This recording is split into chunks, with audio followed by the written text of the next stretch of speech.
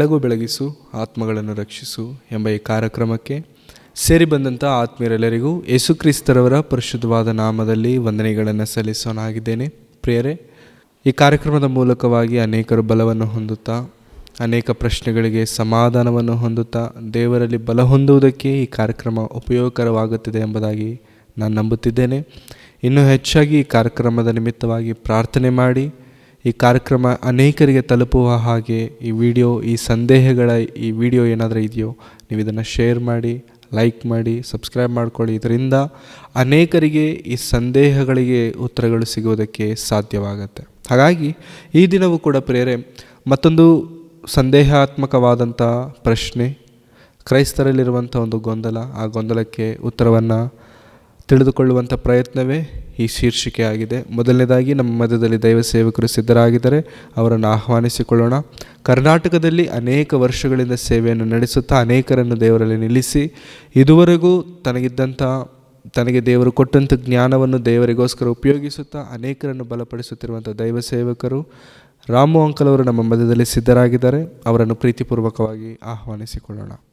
ವಂದನೆಗಳು Wilson uncle. ಮತ್ತೊಂದು ಸಂದೇಹದೊಂದಿಗೆ ನಿಮ್ಮೊಂದಿಗೆ ನಾನು ಬರ್ತಿದ್ದೇನೆ. ನಾವು ಕಳೆದ ಕೆಲವು ಶೀರ್ಷಿಕೆಗಳ ಹಿಂದೆ ಮಾತನಾಡಿಕೊಂಡಿದ್ದೆವು. ಆದಾಮನು ಹವ್ವಳು ತಪ್ಪು ಮಾಡೋದಕ್ಕೆ ಅಥವಾ ಪಾಪ ಮಾಡೋದಕ್ಕೆ ಸರ್ಪದ ರೂಪದಲ್ಲಿ ಸೈತಾನನು ಬಂದನೆಂಬುದಾಗಿ. ಹೌದು, ಆದಾಮ್ ಹವ್ವಳು ತಪ್ಪು ಮಾಡೋದಕ್ಕೆ ಕಾರಣನು ಸೈತಾನನೆಂದು ವಾಕ್ಯದ ಮೂಲಕ ನಮ್ಗೆ ಗೊತ್ತಾಗಿದೆ. ಹೌದು ಹೌದು. ಆದರೆ ದೇವದೂತರು ತಪ್ಪು ಮಾಡೋದಕ್ಕೆ ಕಾರಣರು ಯಾರು?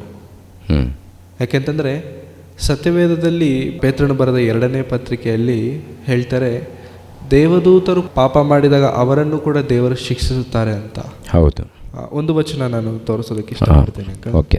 ಪೇತ್ರನು ಬರೆದ 2ನೇ ಪತ್ರಿಕೆ 2ನೇ ಅಧ್ಯಾಯ 4ನೇ ವಚನದಲ್ಲಿ, ದೇವದೂತರು ಪಾಪ ಮಾಡಿದಾಗ ದೇವರು ಅವರನ್ನು ಸುಮ್ಮನೆ ಬಿಡದೆ ನರಕಕ್ಕೆ ದೊಬ್ಬಿ ನ್ಯಾಯ ತೀರ್ಪನ್ನು ಹೊಂದುವುದಕ್ಕೆ ಇಡಲ್ಪಟ್ಟಿರುವವರಾಗಿರಬೇಕೆಂದು ಕತ್ತಲೆ ಗುಂಡಿಗಳಿಗೆ ಒಪ್ಪಿಸಿದನು. ದೇವರ ಆತ್ಮನ ಮೂಲಕವಾಗಿ ಮಾತನಾಡ್ತಾ ಹೇಳ್ತಿದ್ದಾರೆ, ದೇವದೂತರು ಪಾಪ ಮಾಡಿದಾಗ ದೇವರವರನ್ನು ಸುಮ್ಮನೆ ಬಿಡುವುದಿಲ್ಲ, ನರಕಕ್ಕೆ ದೊಬ್ಬುತ್ತಾರೆ. ಹೌದು. ಆದಾಮ ಹವ್ವಳು ತಪ್ಪು ಮಾಡೋದಕ್ಕೆ ಕಾರಣ ಸೈತಾನನಾಗಿರಬೇಕಾಗುತ್ತೆ. ಹೌದು. ದೇವದೂತರು ಕೂಡ ಪಾಪ ಮಾಡ್ತಾರೆ ಅಂತ ಸತ್ಯವೇದದಲ್ಲಿ ದೇವರಿಗೆ ಗೊತ್ತಾಗುತ್ತೆ. ಹೌದು. ಮತ್ತು ದೇವದೂತರು ಪಾಪ ಮಾಡೋದಕ್ಕೆ ಕಾರಣ ಯಾರು, ಕಾರಣ ಏನು ಒಂದು ಅಂಕಲ್. ಇನ್ನೊಂದೇನಂತಂದರೆ, ದೇವದೂತರು ಇರುವಂಥದ್ದು ಪರಿಶುದ್ಧವಾದಂಥ ಸ್ಥಳದಲ್ಲಿ ಅಂದರೆ ದೇವರ ಮುಂದೆ ಇದ್ದುಕೊಂಡು ಆ ದೇವರನ್ನು ಕೊಂಡಾಡುವಂಥ ಸ್ಥಳ. ಹೌದು. ಪರಿಶುದ್ಧನೆಂದೇರೆ ಯೆಶಾಯನ ಗ್ರಂಥದಲ್ಲಿ ಹೇಳುವ ರೀತಿಯಲ್ಲಿ ಈ ರೀತಿಯ ಕೊಂಡಾಡುತ್ತಿರುವಂಥ ಅಂಥ ಪರಿಶುದ್ಧವಾದಂಥ ಸ್ಥಳದಲ್ಲಿ ಪಾಪ ಮಾಡುವುದಕ್ಕೆ ಹೇಗೆ ಅವಕಾಶ ಬಂದಿದೆ? ಅವರು ಮಾಡುವಂಥ ಪಾಪವೇನು? ಅವರು ಪಾಪ ಮಾಡೋದಕ್ಕೆ ಕಾರಣವೇನು? ಸೊ ಈ ಸಂದೇಹವನ್ನು ನಿಮ್ಮಿಂದ ಉತ್ತರ ಬಯಸ್ತಿದ್ದೇವೆ ಅಂಕಲ್, ದಯವಿಟ್ಟು ವಿವರಿಸಬೇಕೆಂಬುದಾಗಿ ಕೇಳ್ಕೊಳ್ತೀನಿ. ಖಂಡಿತ. ಮೊದಲನೇದಾಗಿ ಆತ್ಮೀಯರೆಲ್ಲರಿಗೂ ಕರ್ತನಾದ ಯೇಸು ಕ್ರಿಸ್ತರ ನಾಮದಲ್ಲಿ ಹೃತ್ಪೂರ್ವಕ ವಂದನೆಗಳನ್ನು ತಿಳಿಸ್ತಾ ಇದ್ದೀನಿ. ಒಳ್ಳೆಯ ಪ್ರಶ್ನೆ ಇದು. ಒಬ್ಬ ಸಹೋದರ ಒಂದು ವಿಡಿಯೋ ನೋಡುವಾಗ ಕೇಳಿರುವಂಥ ಒಂದು ಪ್ರಶ್ನೆ. ಒಳ್ಳೆಯದು. ಮನುಷ್ಯರು ಪಾಪ ಮಾಡೋದಕ್ಕೆ ಅಂದರೆ ಆದಾಮನು ಅವ್ವಳು ಪಾಪ ಮಾಡಲು ಕಾರಣ ಸೈತಾನನು. ಸರ್ಪದ ಮೂಲಕ ಪಾಪ ನಡೆದಿದೆ ಎನ್ನುವಂಥದ್ದು, ಸರ್ಪದ ಮೂಲಕ ಮೋಸ ಹೋಗಿದ್ದಾರೆ ಎನ್ನುವಂಥ ವಿಷಯ ವಾಕ್ಯದ ಮೂಲಕ ನಾವು ತಿಳ್ಕೊಂಡಿದ್ದೀವಿ. ಇವಾಗ ಪರಲೋಕದಲ್ಲಿ ಕೋಟಿ ದೇವದೂತರಿದ್ದಾರೆ. ಆ ದೇವದೂತರು ಕೂಡ ಪಾಪ ಮಾಡಿದ್ದಾರಾ? ದೇವದೂತರು ಕೂಡ ಪಾಪ ಮಾಡೋದಕ್ಕೆ ಒಂದು ಮಾರ್ಗವಿದೆಯಾ ಅಂತ ನೋಡುವಾಗ ವಚನದಲ್ಲಿ ದೇವರು ತನ್ನ ಭಕ್ತರ ಮೂಲಕ ಬರೆಸಿದ್ದಾನೆ. ಅದು ನಿಜ. ಅಂದರೆ ದೇವದೂತರು ಪಾಪ ಮಾಡಿದ್ದಾರೆ. ಏನು ಪಾಪ ಮಾಡಿದ್ದಾರೆ? ಪಾಪ ಅಂದರೆ ಏನು? ಮೊದಲನೇದಾಗಿ ಹೌದಲ್ಲ, ಭೂಲೋಕದಲ್ಲಿ ಪಾಪ ಅಂದಾಗ ಅನೇಕ ರೀತಿಯಲ್ಲಿ ನಾವು ನೋಡ್ತೀವಿ. ಏನಪ್ಪ ಅಂದರೆ ಆದಾಮನು ಅವ್ವಳು ಮಾಡಿರುವಂಥ ಪಾಪ ಏನಂದರೆ, ದೇವರು ಒಂದು ಆಜ್ಞೆಯನ್ನು ಕೊಟ್ಟಿದ್ದರು, ಹಣ್ಣನ್ನು ತಿನ್ನಬಾರ್ದು ಅಂತ. ದೇವರ ಮಾತನ್ನು ಅವ್ರು ಮೀರಿದ್ದಾರೆ, ಅದು ಪಾಪ. ಈಗಿನ ಕಾಲದಲ್ಲಿ ಅನೇಕ ರೀತಿಯಲ್ಲಿ ದೇವರ ದೃಷ್ಟಿಯಲ್ಲಿ ಪಾಪಗಳಂದಾಗ ಅನೇಕ ರೀತಿಯಲ್ಲಿ ಇದೆ, ಹೌದಲ್ವಾ? ವ್ಯಭಿಚಾರ ಮಾಡಬಾರ್ದು, ಕಳ್ಳತನ ಮಾಡಬಾರ್ದು, ಮೋಸ ಮಾಡಬಾರ್ದು, ಸುಳ್ಳು ಸಾಕ್ಷಿ ಹೇಳಬಾರ್ದು, ಕದಿಯಬಾರದು, ದೊಡ್ಡ ಲಿಸ್ಟ್ ಇದೆ, ಪಟ್ಟಿ. ಇದರಲ್ಲಿ ಯಾವ ಪಾಪ ಮಾಡಿದ್ದಾರೆ ಅವರು? ಹೌದು. ಇವಾಗ ಪರಲೋಕದಲ್ಲಿ ದೇವದೂತರು ಇದ್ದಾರೆ, ಕೋಟ್ಯಾನುಕೋಟಿ ದೇವದೂತರು. ಈ ದೇವದೂತರು ಪಾಪ ಮಾಡೋದಕ್ಕೆ ಏನಿದೆ ಅಲ್ಲಿ? ಕಳ್ತನ ಮಾಡೋಕ್ಕಿದೆಯಾ? ವ್ಯಭಿಚಾರ ಮಾಡೋಕ್ಕಿದೆಯಾ? ಮೋಸ ಮಾಡೋದಕ್ಕೆ ಇದೆಯಾ ಅವಕಾಶ? ಹೌದು, ಅಂಥದ್ದೇನು ಕಾಣ್ತಾ ಇಲ್ಲ. ಕಾಣ್ತಿಲ್ಲ. ಆದರೆ ಪಾಪ ಮಾತ್ರ ನಡೆದಿದೆ. ಯಾಕೆಂದರೆ ದೇವರಲ್ಲಿ ಬರೆಸಿದ್ದಾರೆ ಅಂದರೆ ಖಂಡಿತವಾಗಿ ಯಾವುದೊಂದು ರೀತಿಯಲ್ಲಿ ನಡೆದಿದೆ. ಪಾಪ ಅನ್ನೋದು ನಡೆದಿದೆ, ಏನೋ ಒಂದು ತಪ್ಪು ನಡೆದಿದೆ. ಅದೇನು ಅನ್ನೋದು ವಾಕ್ಯದ ಮೂಲಕ ನಮಗೆ ಗೊತ್ತಾಗಬೇಕು. ಮೊದಲನೇದಾಗಿ ಪಾಪ ಎನ್ನುವಂಥ ಪದಕ್ಕೆ ಅರ್ಥ. ಯೋಹಾನನು ಬರೆದ ಮೊದಲನೇ ಪತ್ರಿಕೆ, ಯೋಹಾನನು ಬರೆದ ಮೊದಲನೇ ಪತ್ರಿಕೆ 3ನೇ ಅಧ್ಯಾಯ 4ನೇ ವಚನದಲ್ಲಿ ಒಂದು ಮಾತನ್ನು ನೋಡೋಣ. 3ನೇ ಅಧ್ಯಾಯ 4ನೇ ವಚನ. ಪಾಪ ಮಾಡುವ ಪ್ರತಿಯೊಬ್ಬನು ಅಧರ್ಮವನ್ನು ಮಾಡುವವನಾಗಿದ್ದಾನೆ, ಪಾಪವು ಅಧರ್ಮವೇ. ಸಾಕು. ಪಾಪ ಮಾಡುವ ಪ್ರತಿಯೊಬ್ಬನೂ ಅಧರ್ಮವನ್ನು ಮಾಡುವವನಾಗಿದ್ದಾನೆ. ಅಧರ್ಮ ಅಂದರೆ ದೇವರ ಧರ್ಮ ಇದೆ, ದೇವರ ಧರ್ಮ ಮೀರುವಂಥದ್ದೇ ಪಾಪ. ಹೌದಲ್ವ? ದೇವರ ಧರ್ಮವನ್ನು ಮೀರುವಂಥದ್ದೇ ಪಾಪ. ದೇವರ ಧರ್ಮ ಅಂದರೆ ದೇವರು ಕೊಟ್ಟಂಥ ಆಜ್ಞೆಗಳು. ದೇವರು ಏನು ಆಜ್ಞೆಗಳು ಕೊಟ್ಟಿದ್ದಾರೋ ಈ ಆಜ್ಞೆಗಳನ್ನು ಯಾರೂ ಮೀರಕೂಡ್ದು. ಒಂದು ವೇಳೆ ನಾವು ದೇವರ ಆಜ್ಞೆಗಳನ್ನು ಮೀರಿದರೆ ನಾವು ಪಾಪ ಮಾಡಿದ ಹಾಗೆ. ಅದೇ ಪ್ರಕಾರ ಪರಲೋಕದಲ್ಲಿ ದೇವದೂತರಿದ್ದಲ್ಲ, ಅವರು ಕೂಡ ದೇವರ ಆಜ್ಞೆಗಳನ್ನು ಮೀರಿದಾಗ ಅವರು ಕೂಡ ಪಾಪ ಮಾಡಿದ ಹಾಗೇನೆ. ಆಗಿರುವಾಗ ದೇವದೂತರು ಏನು ಆಜ್ಞೆಗಳನ್ನು ಮೀರಿದ್ದಾರೆ? ಹೌದಲ್ವಾ? ದೇವದೂತರು ಏನು ಆಜ್ಞೆಗಳನ್ನು ಮೀರಿದ್ದಾರೆ ಅಂತ ನೋಡುವಾಗ, ಮೊದಲನೇದಾಗಿ ಪರಲೋಕದಲ್ಲಿ ಕೋಟ್ಯಾನುಕೋಟಿ ದೇವದೂತರು ಇದ್ದಾರೆ. ಪರಲೋಕದಲ್ಲಿ ಕೋಟ್ಯಾನುಕೋಟಿ ದೇವದೂತರು ಇದ್ದಾರೆ. ಇವರೆಲ್ಲರನ್ನ ಕುರಿತು ಒಂದು ಮಾತು ನೋಡೋಣ. ಪ್ರಕಟಣೆ ಗ್ರಂಥದಲ್ಲಿ 5ನೇ ಅಧ್ಯಾಯ 11ನೇ ವಚನ. ಪ್ರಕಟಣೆ ಗ್ರಂಥ 5:11. ಇದಲ್ಲದೆ ಸಿಂಹಾಸನಗಳು, ಜೀವಿಗಳು, ಹಿರಿಯರು ಇವರ ಸುತ್ತಲೂ ಬಹುಮಂದಿ ದೇವದೂತರನ್ನು ಕಂಡೆನು. ಅವರ ಸಂಖ್ಯೆಯು ಕೋಟ್ಯಾನುಕೋಟಿಯಾಗಿಯೂ ಲಕ್ಷೋಪಲಕ್ಷವಾಗಿಯೂ ಇತ್ತು ಅಂತಾರೆ. ಅಂದರೆ ದೇವದೂತರ ಸಂಖ್ಯೆ ಬಹಳ ಇದೆ, ಎಣಿಸಲಾರದಷ್ಟು. ಕೋಟ್ಯಾನುಕೋಟಿ ಅಂತ ಹೇಳ್ತಾರೆ. ಅಂದರೆ ಇನ್ನು ಮುಗೀತು, ಆ ಸಂಖ್ಯೆ ಎಣ್ಸೋಕ್ಕಾಗಲ್ಲ ಯಾರ ಕೈಯಲ್ಲಿ. ಅಷ್ಟೊಂದು ಸಂಖ್ಯೆ ದೇವದೂತರು ಇದ್ದಾರೆ, ಬಹಳ ಇದ್ದಾರೆ. ದೇವದೂತರಲ್ಲಿ ಎಲ್ಲರೂ ಪಾಪ ಮಾಡಿದ್ದಾರೆ ಅಥವಾ ಕೆಲವರು ಪಾಪ ಮಾಡಿದ್ದಾರೆ ಅಂತ ನೋಡುವಾಗ, ಸೈತಾನನೆಂದು ಕರೆಯಲ್ಪಡ್ತಾ ಇದ್ದಾನಲ್ಲ, ಸೈತಾನನು ಕೂಡ ಮೊಟ್ಟ ಮೊದಲು ಅವನು ಕೂಡ ದೇವದೂತನೇ.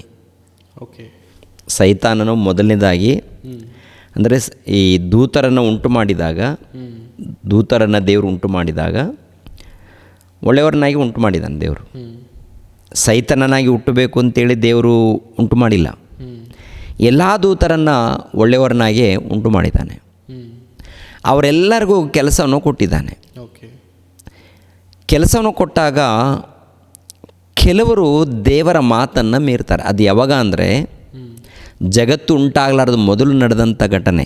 ದೇವದೂತರು ಪಾಪ ಮಾಡಿದ್ದಾರೆ, ಪಾಪ ಮಾಡಿರುವುದರಿಂದ ಅವರನ್ನು ಪಾತಾಳ ಲೋಕಕ್ಕೆ, ಅಧೋಲೋಕ ಅಂದರೆ ಕತ್ತಲೆಯ ಲೋಕಕ್ಕೆ ಕಳಿಸ್ಕೊಟ್ಟಿದ್ದಾರೆ ಎನ್ನುವಂಥ ಮಾತು ಪೇತ್ರನ ಬರೆದ ಪತ್ರಿಕೆಯಲ್ಲಿ ನೋಡಿದ್ದೀವಿ.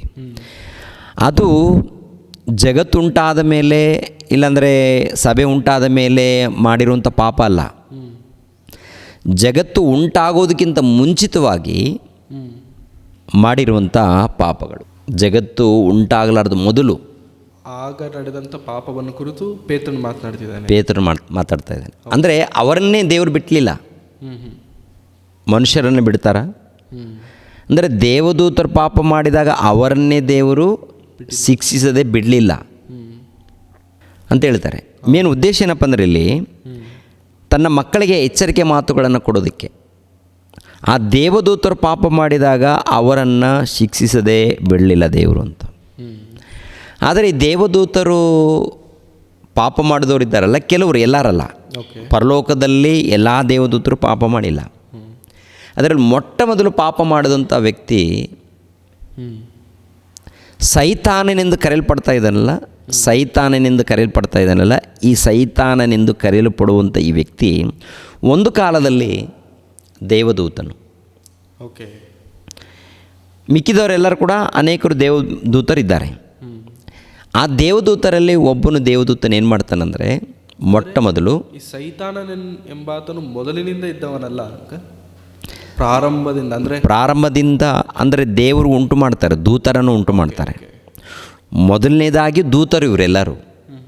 ಈ ದೂತರಲ್ಲಿ ಉನ್ನತರು, ಅಧಿಕಾರಿಗಳು ಪರಲೋಕದಲ್ಲಿ ಇದ್ದಾರೆ, ಹಿರಿಯರು ಇದ್ದಾರೆ. ಇವರಲ್ಲಿ ಒಬ್ಬನು ಏನು ಮಾಡ್ತಾನಂದರೆ, ದೇವರು ಒಂದು ಅದ್ಭುತವಾದಂಥ ಲೋಕವನ್ನು ಅಂದರೆ ಭೂಲೋಕವನ್ನು ಉಂಟು ಮಾಡಬೇಕು. ಭೂಲೋಕವನ್ನು ಉಂಟು ಮಾಡಿದ ಮೇಲೆ ತನ್ನ ಮಕ್ಕಳನ್ನು ಪಡಿಬೇಕು. ಆ ಮಕ್ಕಳಿಗೆ ತನ್ನ ಸಿಂಹಾಸನವನ್ನು ಕೊಡಬೇಕು ಅಂತೇಳಿ ಒಂದು ಆಲೋಚನೆ ಮಾಡಿರ್ತಾರೆ. ತನ್ನ ಮಕ್ಕಳಿಗೆ ತನ್ನ ಸಿಂಹಾಸನವನ್ನು ತನ್ನ ಮಕ್ಕಳಿಗೆ ತನ್ನ ಸಿಂಹಾಸನವನ್ನು ಕೊಡಬೇಕು ಎಂಬ ಆಲೋಚನೆ ಮಾಡಿದಾಗ ಇದು ಎಲ್ಲ ದೂತರಿಗೆ ಗೊತ್ತಾಗುತ್ತೆ. ಎಲ್ಲ ದೂತರ ಕೆಲಸ ಏನಪ್ಪ ಅಂದರೆ ದೇವದೂತರ ಕೆಲಸ. ಅದರಲ್ಲಿ ಹಿರಿಯರು, ಅಧಿಕಾರಿಗಳು ಇದ್ದಾರಂತ ನೋಡ್ತೀವಲ್ವ. ಆ ಸ್ಥಾನದಲ್ಲಿ ಏನಪ್ಪ ಅಂದರೆ ಅವರನ್ನು ಒಂದು ಉನ್ನತ ಸ್ಥಾನದಲ್ಲಿ ಅಧಿಕಾರಕ್ಕೆ ಕೊಟ್ಟಿರ್ತಾರೆ. ಅವರ ಕೈ ಕೆಳಗಡೆ ಅನೇಕ ಮಂದಿ ದೂತರು. ನಮ್ಮ ಸಮಾಜದಲ್ಲಿ ಕೂಡ ಯಾರು ಒಂದು ದೊಡ್ಡ ದೊಡ್ಡ ಕಂಪನಿಗಳಿರ್ತದಲ್ಲ, ದೊಡ್ಡ ದೊಡ್ಡ ಕಂಪನಿಗಳಲ್ಲಿ ಸೂಪರ್ವೈಸರ್ಗಳು, ಮ್ಯಾನೇಜರ್ಗಳು, HR ಗಳು, ಆಮೇಲೆ ಅವ್ರಿಗಿಂತ ಮೇಲೆ ಉನ್ನತ ಅಧಿಕಾರಿಗಳು, MD, ಹೀಗೆ ಉನ್ನತವಾದಂಥ ಅಧಿಕಾರಿಗಳನ್ನು ಅಲ್ಲಿ ದೊಡ್ಡ ದೊಡ್ಡ ಕಂಪನಿಗಳಲ್ಲಿ ನೋಡ್ತೀವಿ. ಪರಲೋಕದಲ್ಲಿ ಕೂಡ ಅಷ್ಟೇ. ಅದರಲ್ಲಿ ಸಾಮಾನ್ಯ ದೂತರು ಇರ್ತಾರೆ, ಅವ್ರ ಮೇಲ್ಗಡೆ ಉನ್ನತವಾದಂಥ ಅಧಿಕಾರಿಗಳೆಂಬ ದೂತರು ಕೂಡ ಇರ್ತಾರೆ. ಇವರೆಲ್ಲರನ್ನ ದೇವರು ಉಂಟು ಮಾಡ್ತಾರೆ. ಮೊದಲನೇದಾಗಿ ಮಾತಿನ ಮೂಲಕ ಉಂಟು ಮಾಡ್ತಾರೆ. ಉಂಟು ಮಾಡಿದಾಗ ಅವರೆಲ್ಲರಿಗೆ ಕೆಲಸ ಕೊಡ್ತಾರೆ. ನಾನು ಭೂಲೋಕವನ್ನು ಉಂಟು ಮಾಡ್ತೀನಿ, ಭೂಲೋಕವನ್ನು ಉಂಟು ಮಾಡಿದ ಮೇಲೆ ಭೂಲೋಕದಲ್ಲಿ ನನ್ನ ಮಕ್ಕಳನ್ನು ನಾನು ಪಡಿತೀನಿ. ಅವ್ರು ನನ್ನ ಹೋಲಿಕೆಯಲ್ಲಿ ನನ್ನ ಸ್ವರೂಪದಲ್ಲಿರ್ತಾರೆ. ಆಮೇಲೆ ಅವರಿಗೆ ನನ್ನ ಸಿಂಹಾಸನವನ್ನು ನಾನು ಅವ್ರಿಗೆ ಕೊಡಬೇಕು ಅಂತೇಳಿ ಈ ವಿಷಯ ಮಾತಾಡಿದಾಗ ಅಲ್ಲಿ ಒಬ್ಬನಿಗೆ ಒಂದು ಆಲೋಚನೆ, ದೇವದೂತರಲ್ಲಿ ಒಬ್ಬನಿಗೆ ಅಂದರೆ ಕೋಟ್ಯಾನು ಕೋಟಿ ದೇವದೂತರು ಇದ್ದಾರೆ, ಅದರಲ್ಲಿ ಅಧಿಕಾರಿಗಳಿದ್ದಾರೆ. ಅವರಲ್ಲಿ ಒಬ್ಬನಿಗೆ ಏನಪ್ಪ ಅಂದರೆ ದೇವರು ತನ್ನ ಮಕ್ಕಳನ್ನು ಪಡಿತಾರಂತೆ, ಆ ಮಕ್ಕಳಿಗೆ ನಾವು ಸೇವೆ ಮಾಡಬೇಕಂತೆ, ಆಮೇಲೆ ಆ ಮಕ್ಕಳಿಗೆ ತನ್ನ ಸಿಂಹಾಸನವನ್ನು ಕೊಡ್ತಾನಂತೆ ಅಂಥೇಳಿ ಒಬ್ಬನು ಏನು ಮಾಡ್ತಾನಂದರೆ ಆ ಸಿಂಹಾಸನ ನಾನೇ ಪಡ್ಕೊಂಡ್ರೆ ಚೆನ್ನಾಗಿರುತ್ತಲ್ಲ. ಪ್ರಾರಂಭದಲ್ಲಿ ಅವನು ಒಳ್ಳೆಯವನೇ ದೂತ. ಯಾವಾಗ ಈ ಆಲೋಚನೆ ಮಾಡ್ತಾನೋ ಅಂದರೆ ತನ್ನ ಮನಸ್ಸಿನಲ್ಲಿ ಇಂಥ ಆಲೋಚನೆಗಳನ್ನು ಮಾಡಿದಾಗ ಅವಾಗ ಬರ್ತಾ ಬರ್ತಾ ಬರ್ತಾ ಬರ್ತಾ ಆ ಆಲೋಚನೆ ಗಟ್ಟಿ ನಿಲ್ತವನಲ್ಲಿ. ಹೇಗಾದರೂ ಮಾಡಿ ಆ ಸಿಂಹಾಸನವನ್ನು ನಾನು ಪಡಿಬೇಕು ಅಂತ. ಈ ಮಾತು ಎಲ್ಲಿರುತ್ತೆ ಅಂದರೆ ಯೆಶಾಯನ ಗ್ರಂಥದಲ್ಲಿರುತ್ತೆ. ಈ ಮಾತು ಯೆಶಾಯನ ಗ್ರಂಥ 14ನೇ ಅಧ್ಯಾಯ 12ನೇ ವಚನದಿಂದ. ಯೆಶಾಯನ ಗ್ರಂಥ 14ನೇ ಅಧ್ಯಾಯ 12ನೇ ವಚನದಿಂದ. ಆಹಾ, ಉದಯ ನಕ್ಷತ್ರವೇ, ಬೆಳ್ಳಿಯೇ, ಆಕಾಶದಿಂದ ಹೇಗೆ ಬಿದ್ದಿ, ಜನಾಂಗಗಳನ್ನು ಕೆಡವಿದ ನೀನು, ಕಡಿಯಲ್ಪಟ್ಟು ನೆಲಕ್ಕೆ ಉರುಳಿದೆಯಲ್ಲ. ನೀನು ನಿನ್ನ ಮನಸ್ಸಿನಲ್ಲಿ ನಾನು ಆಕಾಶಕ್ಕೆ ಹತ್ತಿ ಉತ್ತರ ದಿಕ್ಕಿನ ಕಟ್ಟ ಕಡೆ ಇರುವ ಸುರಗಣ ಪರ್ವತದಲ್ಲಿ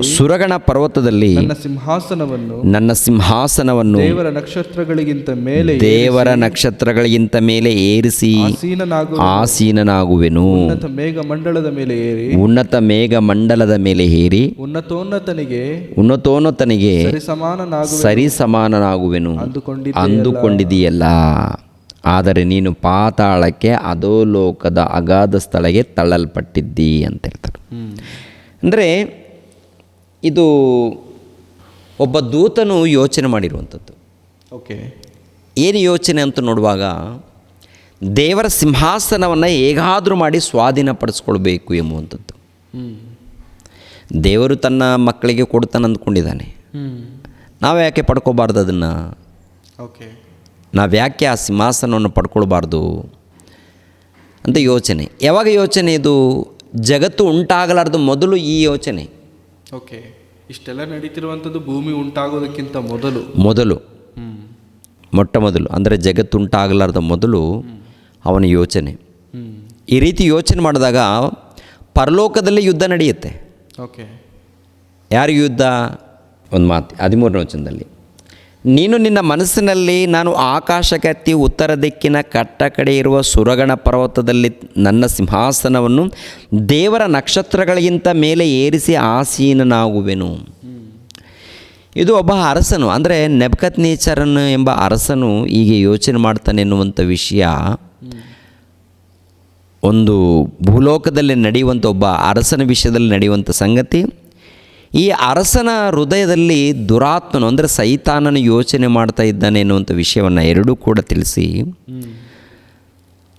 ಆ ಸೈತಾನನ ಅಂದರೆ ಜಗತ್ತು ಉಂಟಾಗಲಾರ್ದ ಮೊದಲು ಸೈತಾನನು ಮಾಡಿರುವಂಥ ಒಂದು ವಿಷಯವನ್ನು, ಆಲೋಚನೆಯನ್ನು ದೇವರು ಯೆಶಾಯನ ಮೂಲಕ ನೆನಪು ಮಾಡ್ತಾ ಇದ್ದಾರೆ. ಓಕೆ, ಯೆಶಾಯನ ಮೂಲಕ ಅಂದರೆ ಆ ಅರಸನ ಒಳಗಡೆ ಇರುವಂಥ ದುರಾತ್ಮವನ್ನು ನೋಡಿ, ನೀನು ಒಂದು ಕಾಲದಲ್ಲಿ ದೇವರ ಸಿಂಹಾಸನದ ಮೇಲೆ ದೇವರ ಸಿಂಹಾಸನವನ್ನು ಸ್ವಾಧೀನಪಡಿಸ್ಕೊಳ್ಬೇಕು, ದೇವರ ಸಿಂಹಾಸನಗಿಂತ ಉನ್ನತವಾಗಿ ಏರು ನಿಂತ್ಕೋಬೇಕು ಅಂದ್ಕೊಂಡಿದ್ದೀಯಲ್ಲ, ನೀನು ಪಾತಾಳಕ್ಕೆ ತಳ್ಳಲ್ಪಟ್ಟಿದ್ದಿ.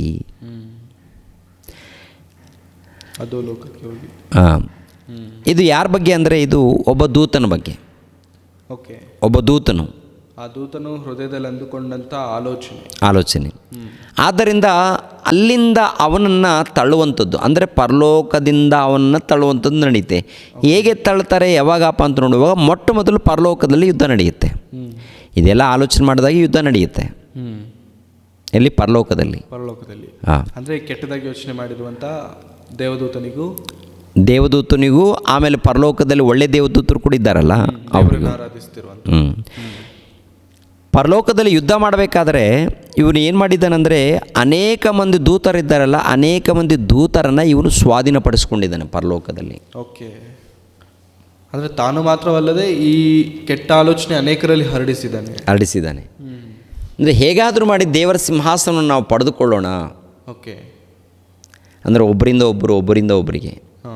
ಇವಾಗಲೂ ಕೂಡ ಎಲ್ಲೋ ಒಂದು ಕಡೆ ದರೋಡೆ ಇಲ್ಲಾಂದರೆ ಕಬ್ಜಾ ನಡೆಯುವಂಥದ್ದು ನಡೀತಾ ಇದೆ ಅಂದರೆ ಅದಕ್ಕೆ ಮೊದಲನೇದಾಗಿ ಒಬ್ಬನು ಮೂಲ ಕಾರಣ ಇರ್ತಾನೆ. ಅವನ ಜೊತೆಯಲ್ಲಿ ಅನೇಕರು ಗುಂಡಾಗಳಿರ್ತಾರೆ, ರೌಡಿಗಳು. ಇವರೇನಪ್ಪ ಅಂದರೆ ಕನಿಕರವಿಲ್ಲದೆ ಯಾರೆದುರು ಬರ್ತಾರೋ ಅವರನ್ನು ಕೊಂದಾಕೋದಕ್ಕೆ ರೆಡಿ ಆಗ್ತಾರೆ, ಎಲ್ಲದಕ್ಕೂ ರೆಡಿ ಆಗ್ತಾರೆ. ಇಂಥ ಒಂದು ಗುಣ ಒಂದು ಕಾಲದಲ್ಲಿ ಜಗತ್ತುಂಟಾಗಲಾರ್ದು ಮೊದಲು ಒಬ್ಬ ದೇವದೂತನಲ್ಲಿ ಹುಟ್ಟಿದೆ. ಹೇಗಾದರೂ ಮಾಡಿ ದೇವರ ಸಿಂಹಾಸನವನ್ನು ಪಡ್ಕೊಳ್ಬೇಕು ಎಂಬ ಆಲೋಚನೆ ಹುಟ್ಟಿದೆ. ಈ ಆಲೋಚನೆಯಿಂದ ಏನು ಮಾಡ್ತಾನಂದರೆ, ಕೆಲವರು ದೇವದೂತರನ್ನು ತನ್ನ ಸ್ವಾಧೀನದಲ್ಲಿ ಸೇರಿಸ್ಕೊಳ್ತಾನೆ. ಓಕೆ, ಏನಂತ ಹೇಳಿ ಸೇರಿಸ್ಕೊಂಡಿರ್ಬೋದು ಅಂದರೆ ಒಂದೇ ವಿಷಯ, ಪರಲೋಕ, ಆ ಸಿಂಹಾಸನವನ್ನು ಪಡಿಬೇಕು, ಅಧಿಕಾರ ಬೇಕು. ಏನಪ್ಪ ನೋಡು, ದೇವರು ತನ್ನ ಮಕ್ಕಳಿಗೆ ಸಿಂಹಾಸನ ಕೊಡ್ತಾನಂತೆ, ನಾವು ಸೇವೆ ಮಾಡಬೇಕಂತೆ, ಸೇವೆ ಮಾಡ್ತಾ ಇರಬೇಕಂತೆ, ಸಿಂಹಾಸನ ಎಲ್ಲ ಅವ್ರ ಮಕ್ಕಳಿಗೆ ಕೊಡ್ತಾನಂತೆ. ಇದೇನ ನ್ಯಾಯನ ಅಂದಾಗ ಒಬ್ರಿಗೊಬ್ರು ಏನಾಗ್ತಾರೆ, ಒಬ್ಬರಿಂದ ಇಬ್ಬರು ಆಗ್ತಾರೆ, ಇಬ್ಬರಿಂದ 4 ಮಂದಿ ಆಗ್ತಾರೆ, 4 ಮಂದಿಯಿಂದ 10 ಮಂದಿ, 10 ಮಂದಿ 100 ಜನ, 100 ಜನದಿಂದ 1000 ಜನ, 1000ದಿಂದ 1,00,000, ಆನಂತರ ಕೋಟಿ, ಆನಂತರ ಕೋಟ್ಯಾನುಗಟ್ಟಲೆ. ಹೌದು, ಅವರ ಸಂಖ್ಯೆ ಕೂಡ ಬಹಳ ಇದೆ. ಒಂದು ಸಾರಿ ನೋಡೋಣ. ಪ್ರಕಟಣೆ ಗ್ರಂಥ 12ನೇ ಅಧ್ಯಾಯ 7ನೇ ವಚನ. ಪ್ರಕಟಣೆ ಗ್ರಂಥ 12ನೇ ಅಧ್ಯಾಯ 7ನೇ ವಚನ.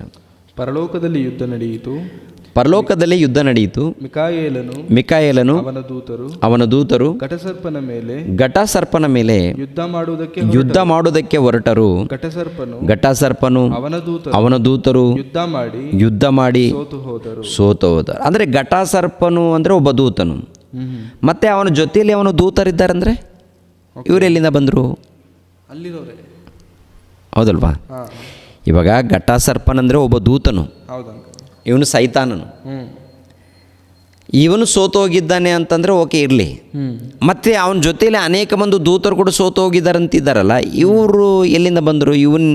ಈ ದೂತರನ್ನೇನಾದರೂ ಅವನೇನಾದರೂ ಪಡೆದಿದ್ದಾನ? ಇಲ್ಲ, ದೂತರನ್ನೇನು ಪಡೆದಿಲ್ಲ ಅವನು. ಟೋಟಲ್ ಜಗತ್ತಿನಲ್ಲಿದ್ದಂಥ ಎಲ್ಲವನ್ನು ದೂತರನ್ನು ಉಂಟು ಮಾಡಿದವರೇ ದೇವರು. ಈ ದೇವದೂತರೆಲ್ಲರೂ ಕೂಡ ದೇವರೇ ಉಂಟು ಮಾಡಿದ್ದಾರೆ. ಮತ್ತು ಈ ದೇವದೂತರೆಲ್ಲರೂ ಕೂಡ ಆ ಘಟಸರ್ಪನಿಗೆ ಅಂದರೆ ಸೈತಾನನಿಗೆ ಒಳಪಟ್ಟಿದ್ದಾರೆ. ಅಂದರೆ ಏನು ಮಾಡಿದ್ದಾನೆ ಸೈತಾನನು? ಮರಳು ಮಾಡಿದ್ದಾನೆ, ಪರಲೋಕದಲ್ಲೇ ಮರಳು ಮಾಡಿದ್ದಾನೆ ಅನೇಕರನ್ನು. ಅನೇಕ ಮಂದಿ ದೇವದೂತರು ಪಾಪ ಮಾಡಿದಾರಲ್ಲ, ಮೊಟ್ಟ ಮೊದಲು ದೇವದೂತನು ಎಂಬ ಒಬ್ಬ ದೂತನಿದ್ದಾನಲ್ಲ, ಇವನು ಪಾಪ ಮಾಡಿದ್ದಾನೆ. ಇವನು ಪಾಪ ಅಂದರೆ ದೇವರ ಆಜ್ಞೆಗಳನ್ನು ಮೀರಿದ್ದಾನೆ. ಓಕೆ. ಅವನು ಮೀರಿದ ಅಲ್ಲದೆ ಅನೇಕ ಮಂದಿ ದೇವದೂತರುಗಳನ್ನು ದಾರಿ ತಪ್ಪಿಸಿದ್ದಾನೆ, ಅಂದರೆ ಮೀರುವಂತೆ ಮಾಡಿದ್ದಾನೆ. ಕಾರಣ ಏನಪ್ಪ ಅಂತ ನೋಡುವಾಗ, ದೇವರ ಸಿಂಹಾಸನ ಅಂದರೆ ಅಧಿಕಾರವನ್ನು ಪಡ್ಕೊಳ್ಬೇಕು ಅಂತ. ಅವರು ಕೂಡ ಅಧಿಕಾರದ ದಾಹ, ಪರಲೋಕದಲ್ಲೇ ಅಧಿಕಾರದ ದಾಹ ಉಂಟಾಗಿದೆ. ಯಾರಿಗೆ? ಒಬ್ಬ ದೂತನಿಗೆ ಉಂಟಾಗಿದೆ. ಆಮೇಲೆ ಅನೇಕ ಮಂದಿ ದೂತರಲ್ಲಿ ಈ ಒಂದು ಅಧಿಕಾರದ ದಾಹ, ಇಲ್ಲಾಂದರೆ ಸಿಂಹಾಸನದ ದಾಹವನ್ನು ಹೃದಯದಲ್ಲಿ ಹುಟ್ಟಿಸಿದ ಮೇಲೆ ಅವರೆಲ್ಲರೂ ಒಗ್ಗಟ್ಟಾಗ್ತಾರೆ, ದೇವರ ಮೇಲೆ ತಿರುಗಿ ಬೀಳ್ತಾರೆ. ಓಕೆ. ಇವಾಗ ದೇವರ ಮೇಲೆ ತಿರುಗಿ ಬೀಳುವಂಥದ್ದು ಸರಿ ಅಲ್ವಲ್ಲ?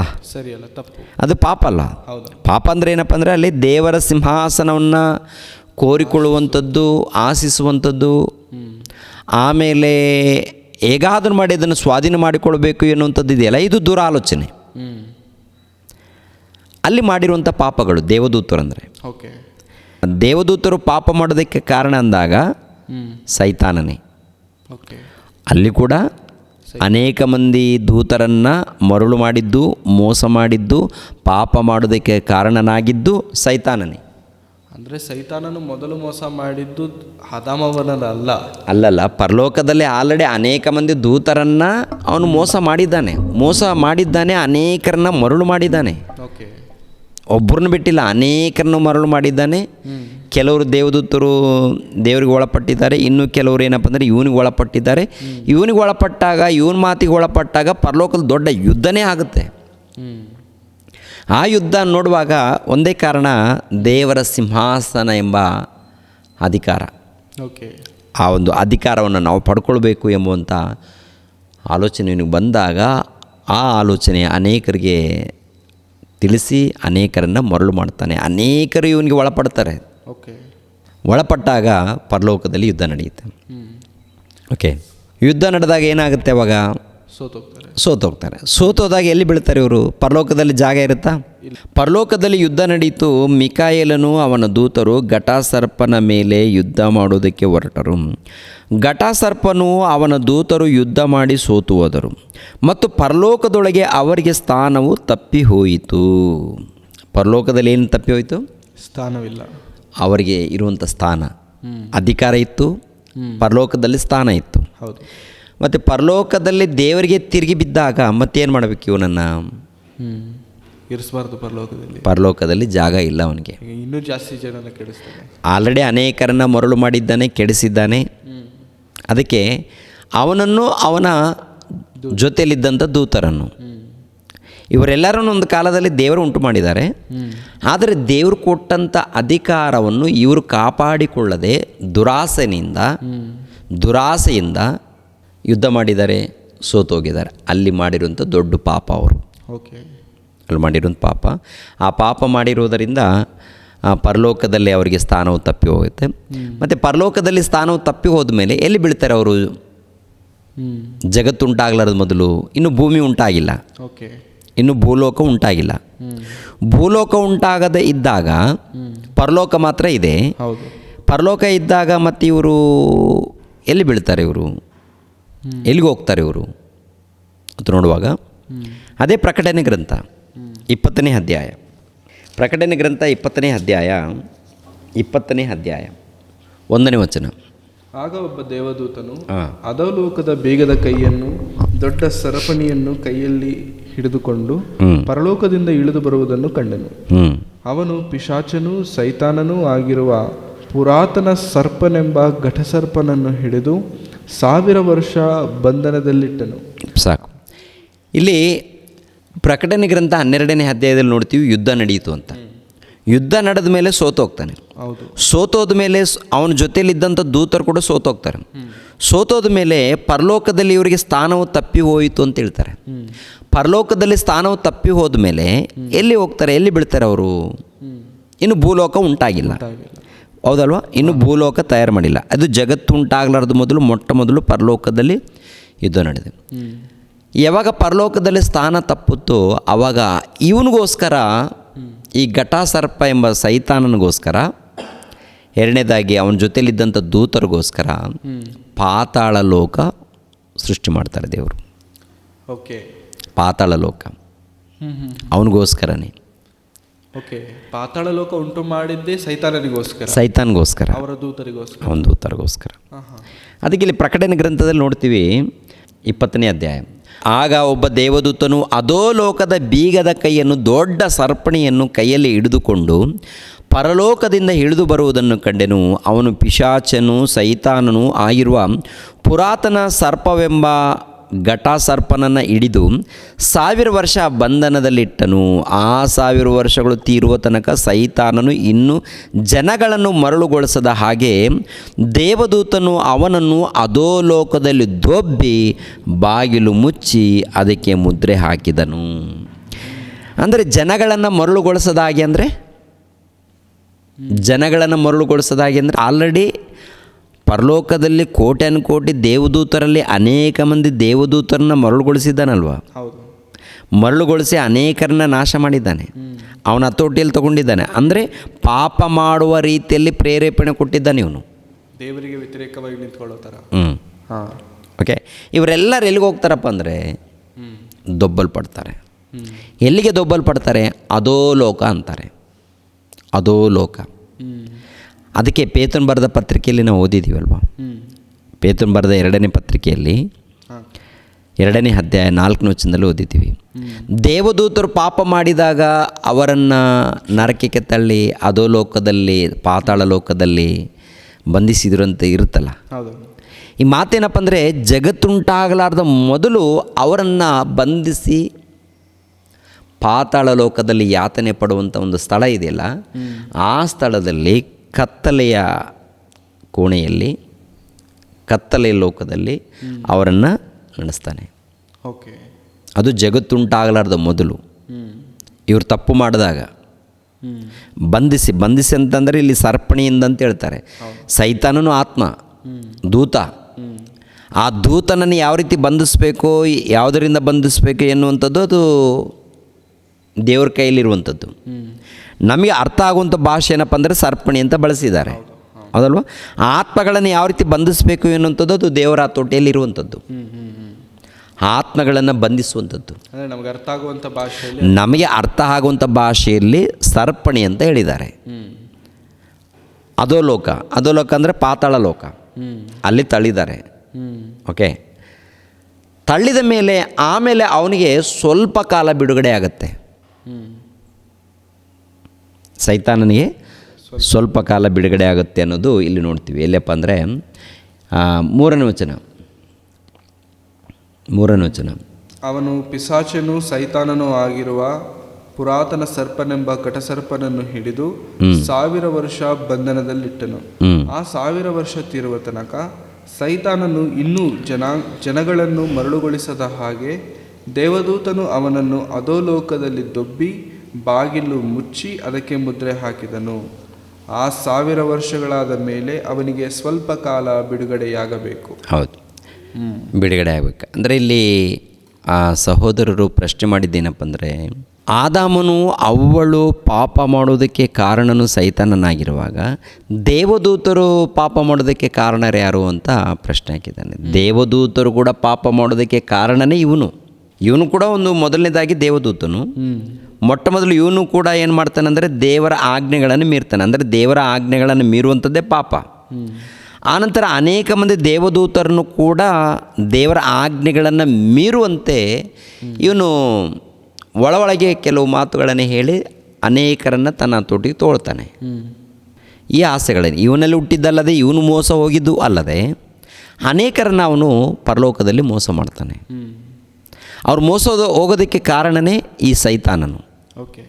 ಸೈತಾನನು ಎಂಬ ಈ ದೂತನು ಮೋಸ ಹೋಗೋದಕ್ಕೆ ಕಾರಣ ಅವನಲ್ಲಿ ದುರಾಲೋಚನೆ ಹುಟ್ಟಿದ್ದು. ಅವನಲ್ಲೇ ದುರಾಲೋಚನೆ, ಅವನಲ್ಲಿ ಏನಪ್ಪ ಅಂತಂದರೆ ನಾನು ದೇವರ ಸಿಂಹಾಸನವನ್ನು ಪಡ್ಕೊಳ್ಬೇಕು ಅಂತ. ಅವನಿಗೆ ಬೇರೆ ಯಾರಾದರೂ ದಾರಿ ತೋರಿಸಿದ್ದಾರ ತಪ್ಪು ಮಾಡೋದಕ್ಕೆ ಅಂತ ನೋಡುವಾಗ ಅವನಲ್ಲೇ ಹುಟ್ಟಿದೆ, ಅಲ್ಲಿ ಆತನ ಹೃದಯದಲ್ಲಿ ಹುಟ್ಟಿರುವಂಥದ್ದು ಅವನಲ್ಲೇ ಹುಟ್ಟಿದೆ. ಅಂದರೆ ದೇವರು ದೇವದೂತರಿಗೆ ಸ್ವಾತಂತ್ರ್ಯವನ್ನು ಕೊಟ್ಟಿದ್ದಾರೆ. ದೇವದೂತರಿಗೆ ಸ್ವಾತಂತ್ರ್ಯವನ್ನು ಕೊಟ್ಟಿದ್ದಾರೆ. ಪರಲೋಕ ಇದೆ, ಪರಲೋಕದಲ್ಲಿ ಕೂಡ ಒಂದು ಉನ್ನತ ಅಧಿಕಾರ ಕೊಟ್ಟಿದ್ದಾರೆ. ಅಲ್ಲಿ ಈ ಸೈತಾನನ ಆಗೋದಕ್ಕಿಂತ ಮುಂಚಿತವಾಗಿ, ಪಾಪ ಮಾಡೋದಕ್ಕಿಂತ ಮುಂಚಿತವಾಗಿ ಅವನು ಯಾವ ರೀತಿ ಇದ್ದಾನೋ ಎನ್ನುವಂಥದ್ದು ತೂರು ದೇಶದ ಒಬ್ಬ ಅರಸನನ್ನು ಕುರಿತು, ಅವನ ವೈಭವವನ್ನು ಕುರಿತು, ಅವನಲ್ಲಿದ್ದಂಥ ದುರಾತ್ಮವನ್ನು ಅಂದರೆ ಸೈತಾನನ ಕುರಿತು ಒಂದು ಮಾತನ್ನು ಬರೆಸ್ತಾರೆ ಯೆಹೆಜ್ಕೇಲನ ಗ್ರಂಥದಲ್ಲಿ.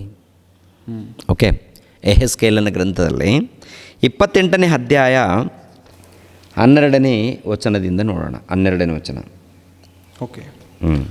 ನರಪುತ್ರನೇ, ನೀನು ತೂರಿನ ಅರಸನ ವಿಷಯದಲ್ಲಿ ಶೋಕಗೀತವನ್ನೆತ್ತು ಅವನಿಗೆ ಹೀಗೆ ನುಡಿ, ಕರ್ತನಾದ ಯೆಹೋವನು ಇಂತೆನ್ನುತ್ತಾನೆ, ನೀನು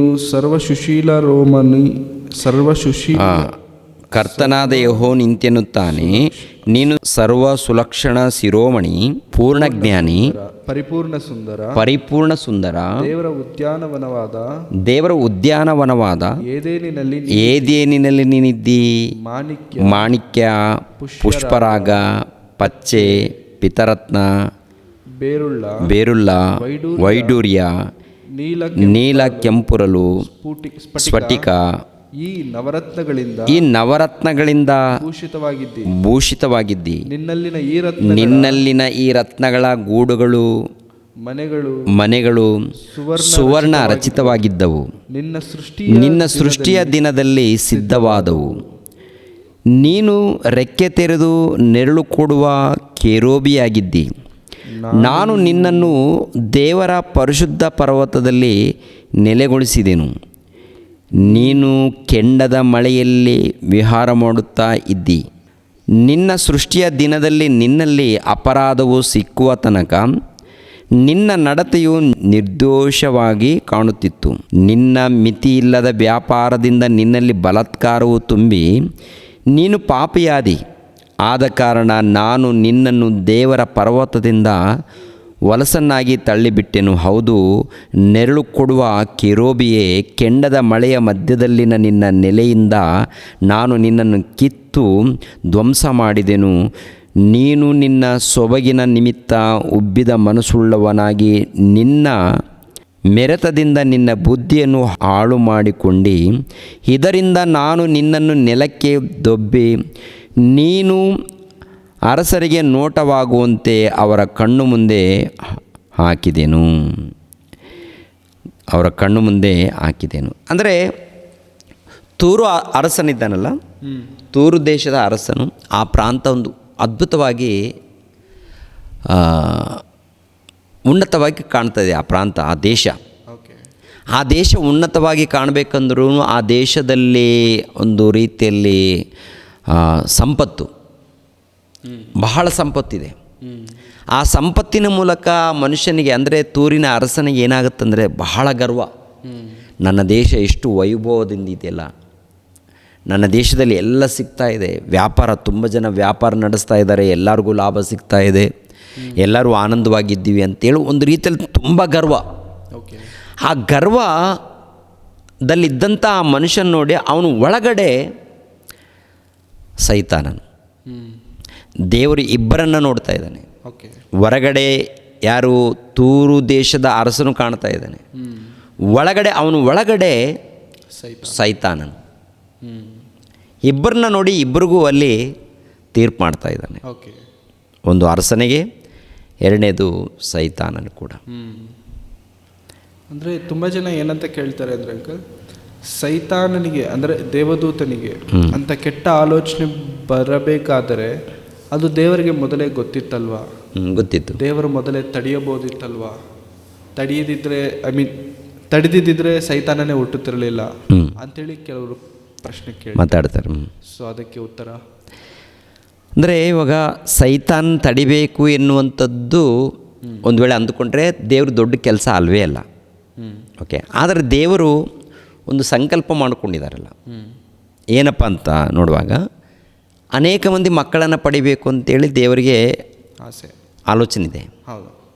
ಸುಮಾರು ಕೋಟ್ಯಾನುಕೋಟಿ ವರ್ಷಗಳ ಹಿಂದೆ, ಕೋಟ್ಯಾನುಕೋಟಿ ವರ್ಷಗಳು, ಅದು ಏನಪ್ಪ ಅಂದರೆ ಇವಾಗ ಕೋಟ್ಯಾನುಕೋಟಿ ವರ್ಷಗಳಪ್ಪ ಅಂದರೆ ಪರಲೋಕ ಒಂದು ಕಾಲದಲ್ಲಿ ಯೇಸು ಕ್ರಿಸ್ತರ ಮೂಲಕ ಉಂಟಾಗಿದೆಯಾ? ಪರಲೋಕ ಇದೆಯಲ್ಲ, ಪರಲೋಕ ಆಗಿರ್ಬೋದು, ಪರಲೋಕದಲ್ಲಿ ಕೋಟ್ಯಾನುಕೋಟಿ ದೇವದೂತರಾಗಿರ್ಬೋದು, ಎಲ್ಲ ಪ್ರತಿಯೊಂದು ಕೂಡ ಹೌದು ಯೇಸು ಕ್ರಿಸ್ತರ ಮೂಲಕ ಉಂಟಾಗಿದೆ ಅಂತ ನೋಡ್ತೀವಿ. ನಿಜ, ಹೌದಲ್ವ? ಇವಾಗ ಕೊಲೆಸದವರಿಗೆ ಬರೆದ ಪತ್ರಿಕೆಯಲ್ಲಿ ಮಾತಿರುತ್ತೆ, 1ನೇ ಅಧ್ಯಾಯ 14, 15, 16, 17 ವಚನಗಳನ್ನು ನೋಡುವಾಗ ಪರಲೋಕದಲ್ಲಾಗಿರ್ಬೋದು, ಪರಲೋಕದಲ್ಲಿರುವಂಥ ಅಧಿಕಾರಿಗಳಾಗಿರ್ಬೋದು, ಉನ್ನತರು ಆಗಿರ್ಬೋದು, ಇಲ್ಲ ಜಗತ್ತು ಆಗಿರ್ಬೋದು, ಇವೆಲ್ಲವನ್ನು ಕೂಡ ತಂದೆಯಾದ ದೇವರು ಯೇಸು ಕ್ರಿಸ್ತರ ಮೂಲಕ ಉಂಟು ಮಾಡಿದ್ದಾರೆ ಅನ್ನುವಂಥದ್ದು ನೋಡ್ತೀವಿ. ಓಕೆ. ಪರಲೋಕ ಇಲ್ಲದೆ ಇದ್ದಾಗ ದೇವರಿದ್ರ, ಇದ್ದರು. ಯೇಸು ಪ್ರಭು ಇದ್ರ, ಪವಿತ್ರಾತ್ಮರಿದ್ರ, ಇದ್ದಾರೆ. ಪರಲೋಕ ಇಲ್ಲದೆ ಇದ್ದಾಗ ಯೇಸು ಪ್ರಭು ಇದ್ದಾರೆ, ತಂದೆಯಾದ ದೇವರು ಇದ್ದಾರೆ, ಪವಿತ್ರಾತ್ಮರಿದ್ದಾರೆ. ದೇವದೂತರನ್ನು ದೇವರು ಉಂಟು ಮಾಡ್ತಾರೆ. ದೇವದೂತರು ಇಲ್ಲದೆ ಇದ್ದಾಗ ದೇವರಿದ್ದಾರೆ, ತಂದೆ ಮಗ ಪವಿತ್ರಾತ್ಮರಿದ್ದಾರೆ, ಒಂದಾಗಿದ್ದಾರೆ, ಒಂದಾಗಿದ್ದಾರೆ. ಇವಾಗ ದೇವರಿಗೆ ಆಲೋಚನೆ ಏನಪ್ಪ ಅಂದರೆ ಅನೇಕ ಮಂದಿ ಮಕ್ಕಳನ್ನು ಪಡಿಬೇಕು ಎನ್ನುವಂಥ ಆಲೋಚನೆ ಬಂದಿದೆ ಅವರಿಗೆ. ಇದ್ದಾಗ ಅಲ್ಲಿ ಮಕ್ಕಳನ್ನು ಪಡಿಬೇಕು ಎಂಬುವಂಥ ಆಲೋಚನೆ ಬರುತ್ತಲ್ಲ. ಓಕೆ. ಮಕ್ಕಳನ್ನು ಪಡಿಬೇಕು ಎಂಬುವಂಥ ಆಲೋಚನೆ ಬಂದಾಗ ಭವಿಷ್ಯತ್ ಜ್ಞಾನ ದೇವ್ರಿಗೆ ಗೊತ್ತಿಲ್ವಾ? ಗೊತ್ತು. ಎಲ್ಲ ಗೊತ್ತು ಅವರಿಗೆ, ಎಲ್ಲ ಗೊತ್ತು. ಅಂದರೆ ಮಕ್ಕಳನ್ನು ಪಡಿಬೇಕು ಅಂದಾಗ ಮೊಟ್ಟ ಮೊದಲೇನಪ್ಪ ಅಂದರೆ ದೂತರನ್ನು ಉಂಟು ಮಾಡಬೇಕು. ಈ ದೂತರಿಗೆ ಕೆಲಸವನ್ನು ಕೊಡಬೇಕಂತಾರೆ. ಕೆಲಸ ಅಂದರೆ ಈ ಭೂಗೋಳವನ್ನು ಉಂಟು ಮಾಡಬೇಕು. ಭೂಗೋಳವನ್ನು ಉಂಟು ಮಾಡಬೇಕು. ಎರಡನೇದಾಗಿ ಗಾಳಿ, ನೀರು, ಮಳೆ, ಸೂರ್ಯನನ್ನು, ಟೋಟಲಿ ಈ ಪಂಚಭೂತಗಳನ್ನು ಉಂಟು ಮಾಡಬೇಕು. ಹೌದು.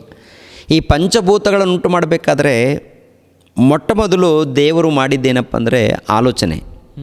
ಇವೇ ಆಲೋಚನೆ ಮಾಡಿ ಎರಡನೇದಾಗಿ ಈ ದೂತರನ್ನು ಉಂಟು ಮಾಡ್ತಾರೆ. ಈ ದೂತರಿಗೆ ಕೆಲಸ ಕೊಡ್ತಾರೆ. ಓಕೆ. ದೇವದೂತರಿಗೆ ಕೆಲಸ. ಓಕೆ.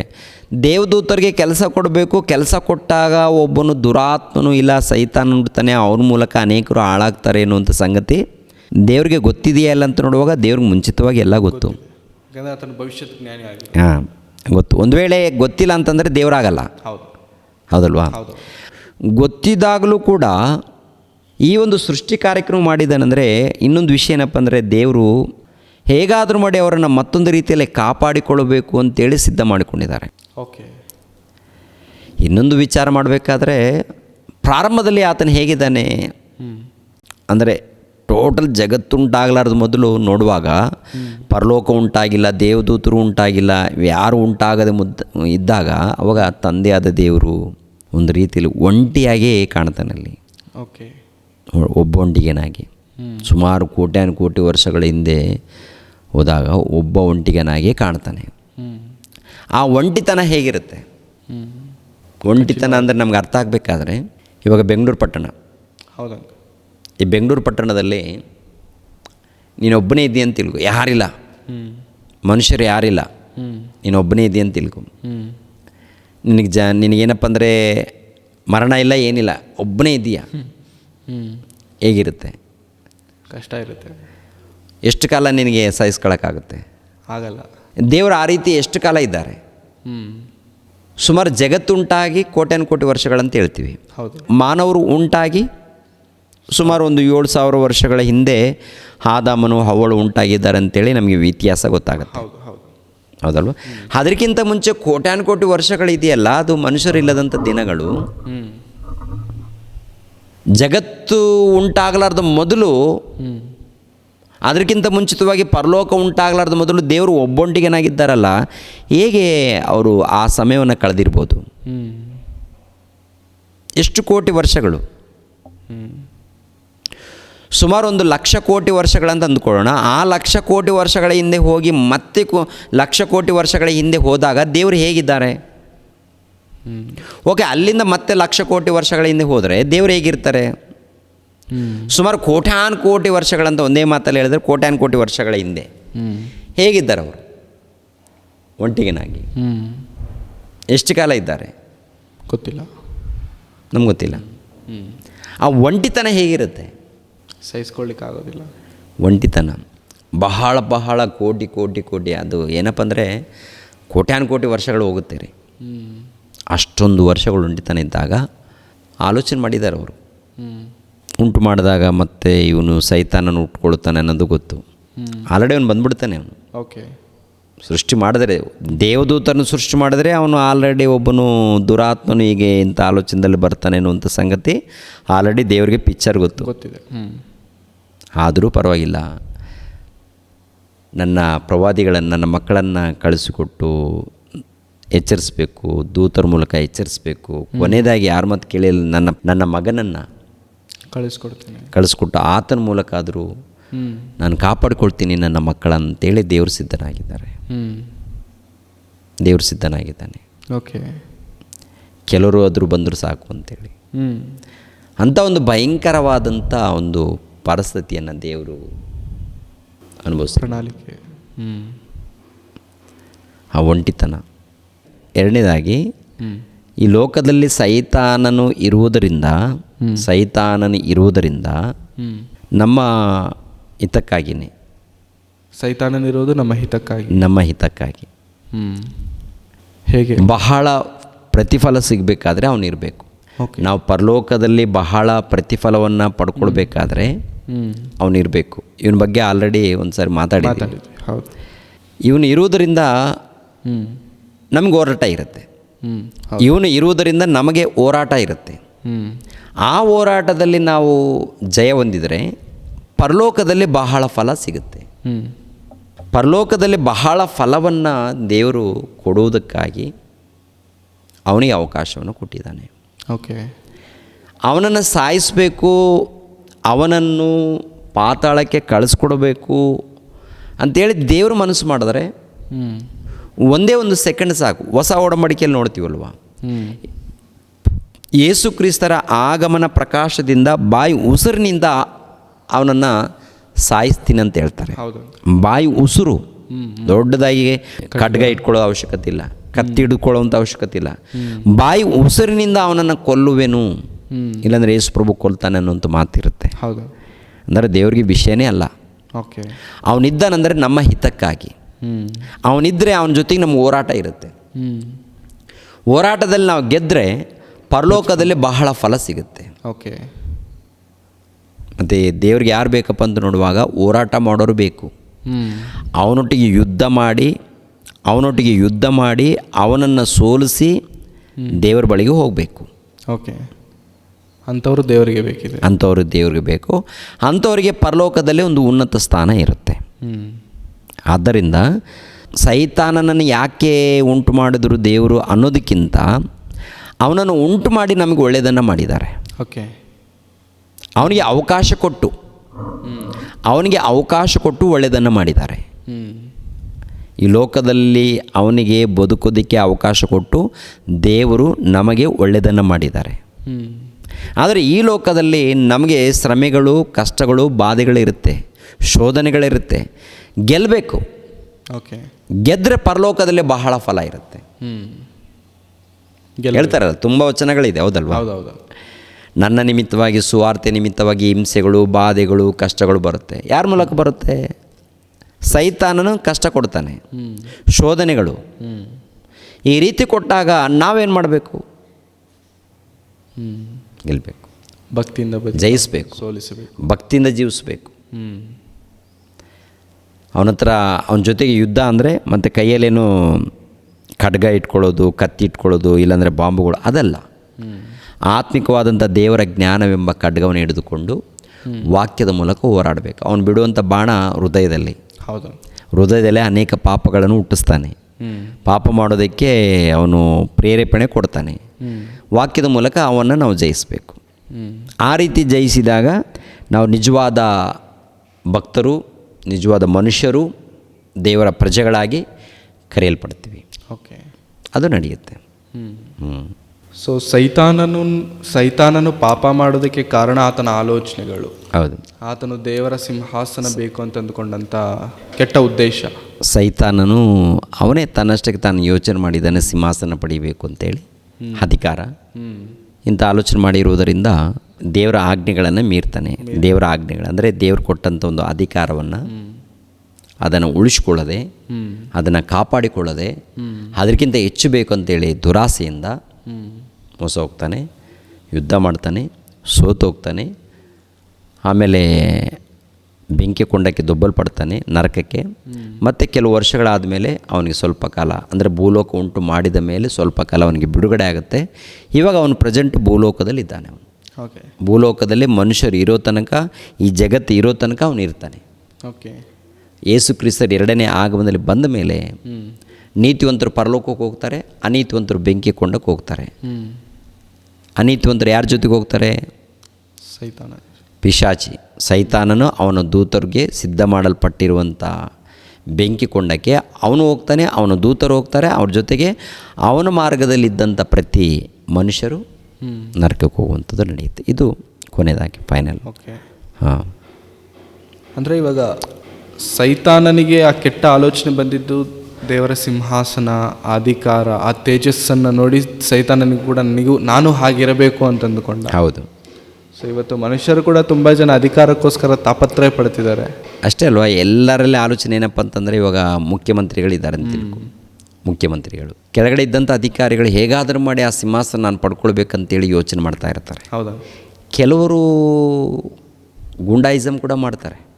ಹೌದಲ್ವಾ? ಹೌದು. ಆ ಸಿಂಹಾಸನ ಪಡ್ಕೊಳ್ಳೋದಕ್ಕೆ ಗುಂಡಾಯಿಸಮ್ ಮಾಡ್ತಾರೆ. ಯಾರಾದರೂ ಅಡ್ಡ ಬಂದರೆ ಕಡ್ದಾಕ್ತಾರೆ, ನಾಶ ಮಾಡ್ತಾರೆ. ಇಂಥವೆಲ್ಲ ಕೂಡ ಈ ಸಮಾಜದಲ್ಲಿ ನಾವು ನೋಡಿದ್ವಿ. ಇತಿಹಾಸವನ್ನು ಓದುವಾಗ, ಹೌದೌದು, ಈ ಅರಸರ ಇತಿಹಾಸಗಳನ್ನು ಕೂಡ ನೋಡುವಾಗ ಒಬ್ಬನು ಬರ್ತಾನೆ, ಅಧಿಕಾರದಲ್ಲಿದ್ದಂಥ ಅರಸನನ್ನು ಏನೋ ಒಂದು ರೀತಿಯಲ್ಲಿ ವಿಷ ಕೊಟ್ಟು ಸಾಯಿಸುವಂಥದ್ದು, ಕೊಂದಾಕುವಂಥದ್ದು, ಇಲ್ಲ ರೌಡಿಗಳನ್ನು ಕಳಿಸಿ ಕೊಂದಾಕುವಂಥದ್ದು ನೋಡ್ತೀವಿ. ಆಮೇಲೆ ಆತನ ಸಿಂಹಾಸನದ ಮೇಲೆ ಇವನು ಕೂತ್ಕೊಳ್ಳುವಂಥದ್ದು ನೋಡ್ತೀವಿ.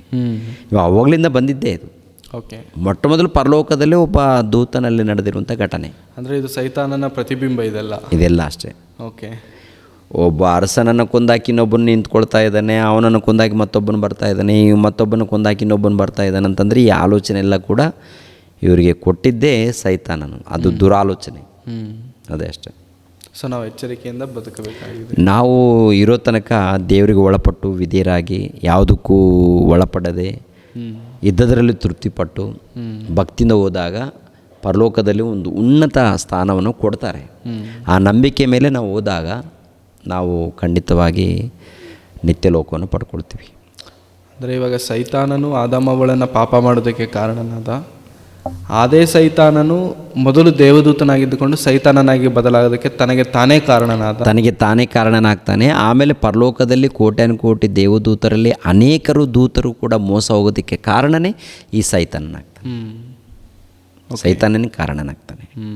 ಈ ಸೈತಾನನು ಮೋಸ ಹೋಗೋದಕ್ಕೆ ಅವನೇ ಕಾರಣ, ಇನ್ನೊಬ್ಬರಲ್ಲ. ತನಗೆ ತಾನೇ ಕೆಟ್ಟದನ್ನು ಮಾಡಿಕೊಂಡ. ಹೌದು. ಸೊ ಬಹಳ ಮಂದಿಗೆ ಆಗಲಿ ಸಹೋದರರು ಕೇಳಿರುವಂಥ ರೀತಿಯಲ್ಲಿ ಒಳ್ಳೆ ರೀತಿಯಾಗಿ ಸಮಾಧಾನವನ್ನು ಕೊಟ್ಟಿದ್ದೀರಾ ಅಂಕಲ್.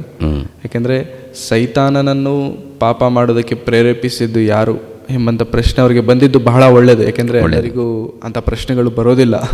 ಅಂಥ ಪ್ರಶ್ನೆ ಅಷ್ಟು ಸುಲಭವಾಗಿ ಯಾರಿಗೂ ಬರಲ್ಲ. ಯಾರು ಅಷ್ಟು ದೂರ ಯೋಚನೆನೂ ಕೂಡ ಮಾಡಲ್ಲ. ಆದರೆ ಸಹೋದರ ಮಾಡಿದ್ದಾರೆ, ಮತ್ತು ಅದಕ್ಕೆ ಉತ್ತರ ದೇವ್ರು ಕೊಟ್ಟಿದ್ದಾರೆ. ಹೌದಾ? ಅದಲ್ವಾ?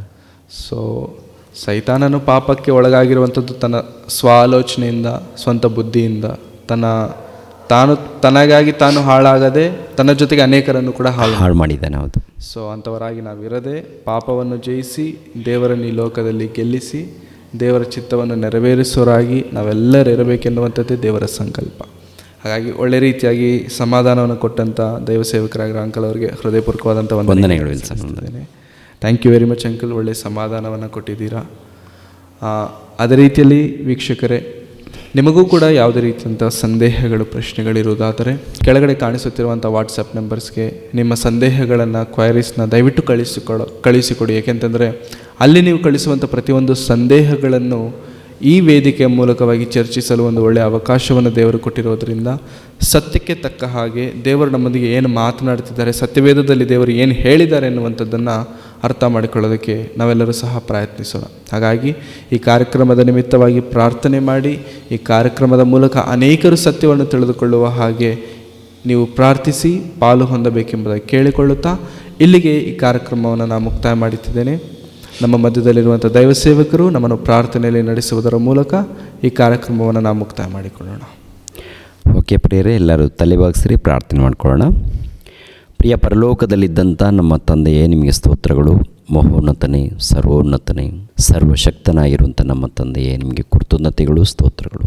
ಸೈತಾನನಾಗಿ ಹುಟ್ಟೋದಕ್ಕೆ ಕಾರಣವೇನು, ದೇವದೂತರು ಪಾಪ ಮಾಡೋದಕ್ಕೆ ಕಾರಣರ್ಯಾರು ಎನ್ನುವಂಥ ವಿಷಯವನ್ನು ವಾಕ್ಯದ ಮೂಲಕ ತಿಳಿದುಕೊಂಡಿದ್ದೀವಿ ತಂದೆ. ಪ್ರತಿಯೊಂದು ವಿಷಯವನ್ನು ತಂದೆ ಸತ್ಯವೇದ ಗ್ರಂಥದಲ್ಲಿ ನೀವು ಬರೆಸಿದ್ದೀರಾ ನಿಮ್ಮ ಸೇವಕರ ಮೂಲಕ. ಅಂಥ ಒಂದು ಮಾತುಗಳನ್ನು ತಿಳ್ಕೊಳ್ಳುವಂಥ ಭಾಗ್ಯವನ್ನು ನೀವು ಕಲ್ಪಿಸಿಕೊಟ್ಟದಕ್ಕಾಗಿ ನಿಮಗೆ ಕೃತಜ್ಞತೆಗಳು, ಸ್ತೋತ್ರಗಳು. ನೇರ ಪ್ರಸಾರದಲ್ಲಿ ವೀಕ್ಷಿಸುವಂಥ ಎಲ್ಲ ನಿಮ್ಮ ಮಕ್ಕಳಿಗೋಸ್ಕರ ಪ್ರಾರ್ಥಿಸ್ತಾ ಇದ್ದೀನಿ. ಎಲ್ಲರನ್ನು ಕನಿಕರಿಸಿ ಕಾಪಾಡಿ, ಪ್ರತಿಯೊಬ್ಬರು ತಂದೆ ನಿಮ್ಮ ಮನಸ್ಸನ್ನು ಅರ್ಥ ಮಾಡಿಕೊಂಡು ಭಯ ಭಕ್ತಿಯಿಂದ ಜೀವಿಸುವಂತೆ ಸಹಾಯ ಮಾಡಿ. ಅದೇ ರೀತಿಯಲ್ಲಿ ನಿಮ್ಮ ಮಗನಾಗಿರುವಂಥ ವಿಲ್ಸನ್ಗೋಸ್ಕರ, ಆತನ ತಂದೆ ತಾಯಿಗಳಿಗೋಸ್ಕರ, ಬಂಧು ಮಿತ್ರರಿಗೋಸ್ಕರ ಪ್ರಾರ್ಥಿಸ್ತಾ ಇದ್ದೀನಿ. ಆತನ ನಡೆಸುವಂಥ ಸೇವೆಗೋಸ್ಕರ, ಸಭೆಗೋಸ್ಕರ, ಸಭೆಯಲ್ಲಿದ್ದಂಥ ಪ್ರತಿ ವಿಶ್ವಾಸಿಗಳಿಗೋಸ್ಕರ ಪ್ರಾರ್ಥಿಸ್ತಾ ಇದ್ದೀನಿ. ಎಲ್ಲರ ಮಧ್ಯದಲ್ಲಿ ಸಮಾಧಾನ, ಸಂತೋಷವನ್ನು ದಯಪಾಲಿಸಿ, ಎಲ್ಲರನ್ನು ಕನಿಕರಿಸಿ ಕಾಪಾಡಿ ಮತ್ತು ಅನೇಕ ವಿಷಯಗಳನ್ನು ತಿಳಿದುಕೊಳ್ಳುವುದಕ್ಕೆ ನಮಗೆ ಜ್ಞಾನ, ವಿವೇಕವನ್ನು ದಯಪಾಲಿಸಿ. ಯೇಸು ಪವಿತ್ರ ನಾಮದಲ್ಲಿ ಬೇಡ್ತಾ ಇದ್ದೀನಪ್ಪ ತಂದೆಯೇ, ಆಮೇನ್. ನಮ್ಮ ತಂದೆಯಾದ ದೇವರ ಪ್ರೀತಿಯು, ನಮ್ಮ ರಕ್ಷಕನಾದ ಯೇಸು ಕ್ರಿಸ್ತರ ಕೃಪೆಯು, ಪವಿತ್ರಾತ್ಮನ ಅನ್ಯೋನ್ಯ ಸಹವಾಸವು ಸದಾಕಾಲ ದೇವರ ಜೊತೆಯಾಗಿದ್ದು ನಡೆಸಲಿ. ಆಮೇನ್. ಆಮೇನ್. ಎಲ್ಲರಿಗೂ ಧನ್ಯವಾದಗಳು. ವಂದನೆಗಳು.